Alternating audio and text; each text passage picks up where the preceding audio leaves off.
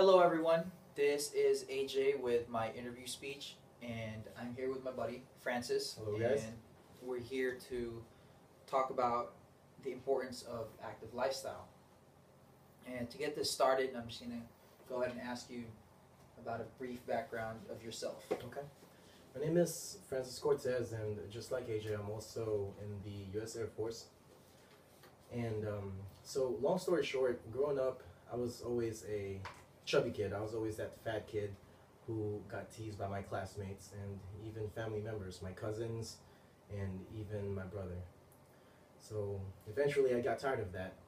And I want to say when I was about in the 5th or 6th grade, I decided to change that, and I remember going up to my mom and asking her what ways I could take to be able to make a difference, even if it's just tweaking my diet a little bit, because I was still so young. So I started running, I started exercising a little bit more, started playing sports, and I remember getting into basketball, and I feel like that was the turning point for me.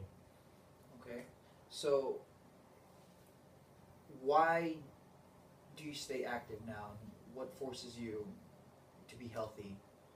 Well, number one, being in the military, it's not only a necessity, but it is also part of our job. I think that we are getting paid to stay in shape year round, and that unlike some people who only work out, who only exercise a couple months prior to their PT test, I really think that that's not the right way to do it, and that could be harmful to your body. That's kind of shocking your body, and also you got to think long term.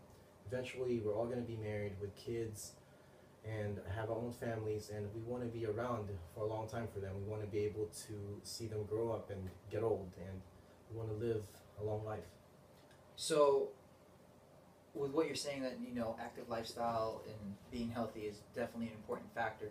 What about nutrition? What do you think? Does that play a big role as well, especially coming from an Asian diet where we both grew up in the Philippines? We know what it's like to eat rice day in, night out. Oh, definitely, definitely. I think it goes hand in hand. You'll hear a lot of people say that it's actually 75% nutrition, 25% exercise, and I do think that it's true. Because you can exercise all you want, but if you're eating like crap, excuse my French, you will still see results and you'll still progress, but it's gonna be really really slow, and you might be able to get away from that when you're young, when you're a teenager up to your early 20s, but eventually your metabolism's gonna start slowing down and you'll notice a big difference. And I understand, us being in the military, we work a hectic schedule. Sometimes we don't get off post from 10 to 12 hour shifts. And how do you manage that time and the balance to be able to go to the gym and get the right amount of sleep? Priorities. I think that is actually a main discussion when it comes to fitness. Which that's a very very good question, because most people, if you ask them why they don't work out, and a lot of people will tell you, I just don't have the time. Between my job, between my family, spending time with my wife, I don't have the time. But I think if you really want to make it happen, then you can do it.